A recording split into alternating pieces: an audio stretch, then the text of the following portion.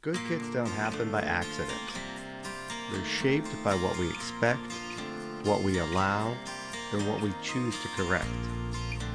Welcome to Good Kids Don't Happen by Accident, the podcast about raising accountable kids in a world full of excuses. I'm your host, Coach Steve. Have you ever caught yourself saying something like, "He's just tired. Oh, my little girl didn't mean it. No, that's not really like him." And in the moment, it feels like you're helping your child. But over time, those small excuses can turn into something much bigger. Because what starts out as protection can quietly turn into permission. After more than 30 years working with kids, I've seen this pattern happen over and over again. I'm not talking about bad parents and bad kids, just small moments in a child's life where the adults step in. They want to smooth things over, they want to explain things away. But the problem is, the kids are always learning from those moments. Let me give you an example. I once taught this kid who could not get along with anyone. And when I say anyone, I don't mean most kids. I mean literally not one kid out of 65 kids in the class. It started quietly. Small complaints during the first week of school. "Coach, they won't let me play what I want to play at recess. They won't pitch the ball nice. They're targeting me. They always get me out. They won't let me be quarterback." Complaint after complaint. So at first, I treated every complaint the way teachers are trained to.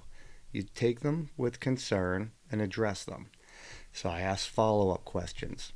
I observed more closely on the playground. I watched him. I spoke privately with his classmates.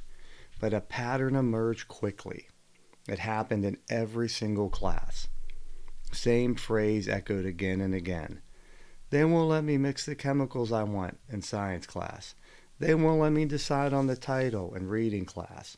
It was always, "They won't let me, they won't let me." This kid was 11 years old, and somehow, even my kindest, most patient students were exhausted by him. So when I observed more closely, I saw something this kid didn't. If he wasn't pitching, it was unfair. If he wasn't the quarterback, it was unfair. If he got out, the rules were wrong. If somebody else scored, they cheated. And if any kid disagreed with what he said, he quickly escalated, turned into yelling, mocking kids, name calling. And within minutes, the joy of recess turned to chaos. I contacted this kid's parents multiple times, and their response was consistent. "Oh, coach, he's just tired. He was just having a bad day. Maybe you could talk to the other kids and make them be nice to him." The assumption was always that the problem was external. So me and my partner tried everything. The guidance counselor had lunch meetings with him and small groups of classmates. And when we did that, the conversations went beautifully. Apologies were exchanged, smiles returned, promises were made, and for a whole 30 minutes, things looked hopeful. But then we stepped outside for recess, and within 10 seconds of a game starting, it happened again. This kid started yelling at his teammates. He called them losers. He argued about the rules. Every game ended the same way. And you know what? Time after time, the good kids in my class, man, they tried hard. They still invited this kid to play. They explained the rules again. They gave him second and third chances. They rotated positions. But no matter what happened, this kid sabotaged it. Oh, and it wasn't accidentally. It was intentionally. Finally, I had to make that difficult decision. Called this kid over one day. I said, "Look, you can't play with that group of kids. Not because they're excluding you, but your behavior is driving them away." I sat this kid down at my desk and I explained. Yelling, blaming, insulting kids, that makes people not want to play with him. I said, "Look, friendship requires encouragement, flexibility, and you have to learn how to lose gracefully. You're not going to win at everything." He looked at me and in 5 seconds he burst into tears, pounds his fists on the desk and starts again. "I didn't do anything wrong. It's everyone else's fault." And that was the moment I realized something painful. This young man sitting in front of me didn't lack social skills. He lacked ownership. About a week later, I got a call into the principal's office. The parents had called the principal wanting to know why I can't organize recess games like they do in gym class, and why I can't make the kids be nice to his son and play with his son. So that day after school, I called the parents and I said, look, I know this is tough to hear as a parent, but your child is struggling. He struggles with getting along with kids. He's using mean language. He argues constantly. If I were a child in this class, I honestly wouldn't want to play with your son. And I know that's not easy to hear, but we got to do something to help him. It's not easy for somebody to hear, especially as a parent. But protecting a child from the truth, that doesn't prepare them for life. And I also explained to the parents that recess is 30 minutes of unstructured playtime in a child's school day. It's when they can do whatever they want. And I can't force relationships. I can't force friendships. But I kept trying. I rotated this kid to play with every group on the playground. He tried jump rope, kickball, touch football, soccer, tag, card games, board games. It didn't matter. It didn't matter. The game, the activity, it was the same pattern. He argued, he insulted, and then he quit. And it was always someone else's fault. In over 30 years of teaching and working with kids, this was a baffling situation. This kid desperately wanted friends. You could see it when the game started. You could hear it in his voice when he cried. But he rejected every responsibility that friendship requires. Encouragement, patience, humility, shared control. And the adults in his life, they kept insisting the problem was exhaustion or bad days or the other kids. But no one ever asked this kid to look in the mirror. This young man didn't need other children to be nicer. He needed someone to tell him clearly and consistently, your words matter. Your actions and your behaviors matter. And sometimes the common denominator is you.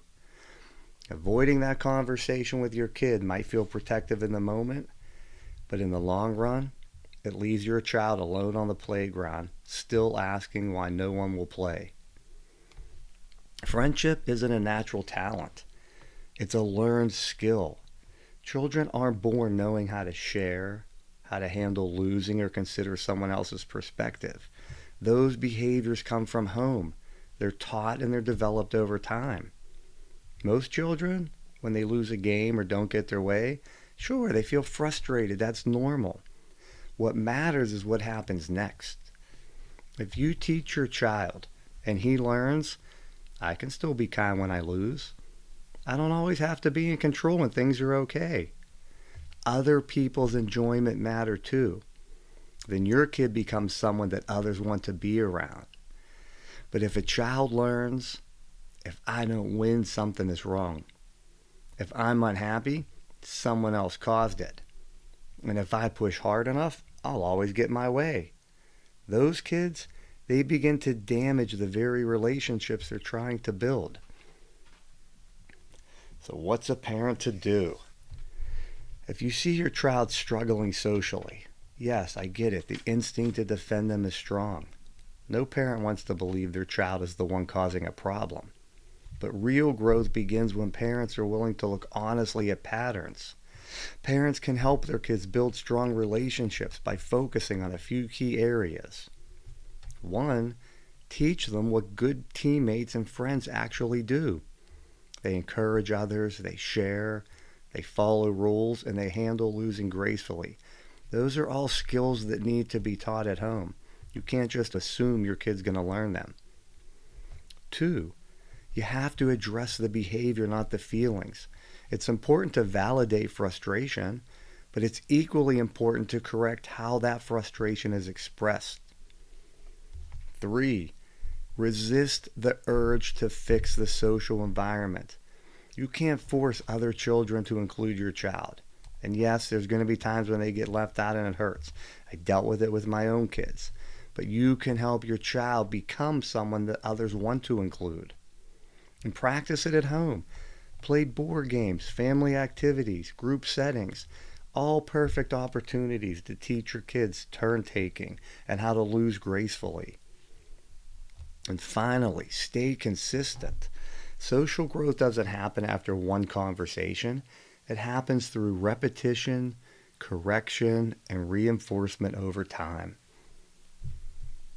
If there's one takeaway from today's episode, it's this: excuses don't protect kids, they prepare them to avoid responsibility. And over time, that becomes a habit that's hard to break because good kids don't happen by accident.